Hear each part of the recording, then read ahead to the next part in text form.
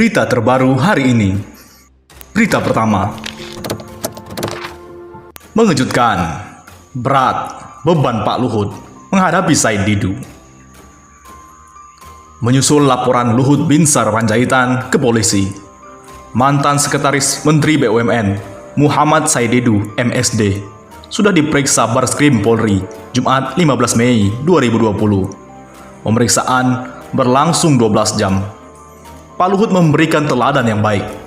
Dia menempuh jalur hukum untuk mencari keadilan.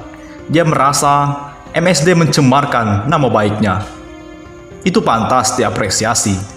Pak Luhut memang perlu membela namanya yang selalu baik itu. Mungkin baru kali ini beliau merasa ada orang yang merusak nama baiknya. Pak Luhut mulanya menyampaikan somasi, menuntut permintaan maaf dari Pak Said supaya tidak dibawa ke polisi. Tapi Pak Said tidak meminta maaf. Dia merasa tidak mencemarkan nama baik LBP. Ketika dia dalam obrolan dengan Hurbe Suseno Arif mengatakan, di dalam kepala Luhut itu hanya ada uang, uang dan uang. Pak Said mengatakan bahwa yang dipersoalkan adalah perilaku seorang pejabat negara. Yang dipersoalkan adalah perilaku seorang pejabat negara yang memikirkan soal ekonomi di tengah kondisi yang sedang sulit. Bukan mengatakan Luhut hanya memikirkan keuntungan pribadi. Tetapi bagi Pak Luhut, ucapan MSD itu dianggap sebagai serangan pribadi karena MSD tidak mau meminta maaf. Pak Menko pun melanjutkannya ke Bareskrim.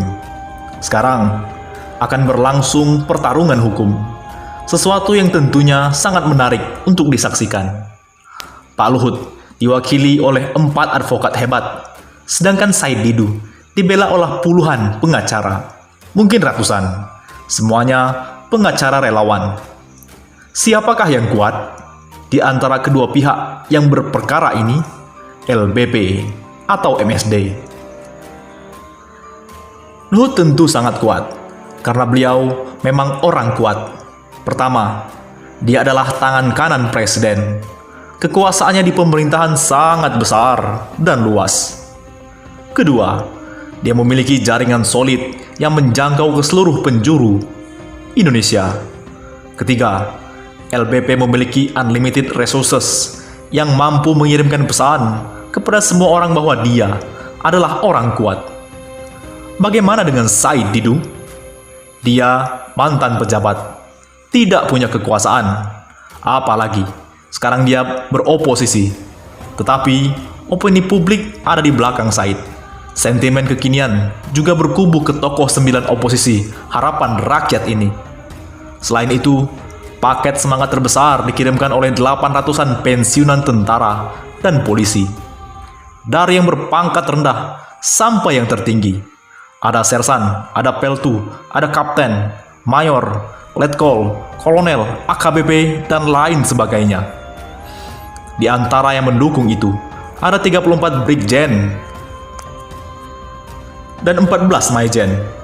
Ada 1 jenderal berbintang 3 dan 1 bintang 4 Angkatan Laut, yaitu Laksamana Slamet Subianto, mantan KSAL, semuanya pensiunan. Juru bicara Luhut, Jody Mahardi mengatakan, nama para jenderal itu dicatut. Tetapi sejauh ini, para jenderal tidak mengatakan namanya, mereka catut.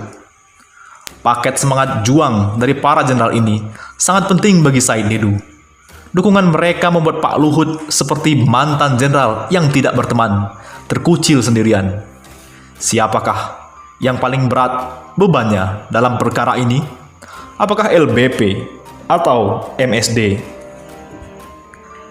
Yang jelas, Said Didu dipersepsikan memiliki pijakan moral yang kuat. Dilihat sebagai pejuang rakyat yang menyuarakan aspirasi masyarakat dan tidak memiliki kepentingan pribadi apapun. MSD tak punya beban apa-apa. Sebaliknya, Pak Luhut dianggap memperkarakan Said tanpa landasan moral. Dia dipandang sebagai penguasa yang sewenang-wenang, yang arogan, tidak membela rakyat. Siapakah yang akan menang?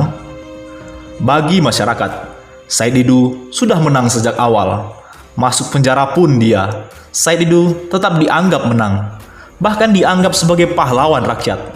Sebaliknya, Luhut akan dilihat sebagai orang yang kalah sejak awal, meskipun dia nanti berhasil memenjarakan Said Didu.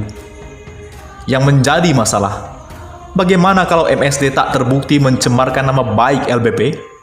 Siapakah Luhut? Siapkah Luhut kalah dalam kasus ini? Tampaknya dilematis bagi Pak Menko, sebab kalau tak terbukti bersalah, publik akan menafsirkan dengan sederhana bahwa Said benar. Jadi, berat beban Pak Luhut menghadapi Said Didu. Bagaimana menurut pendapat Anda?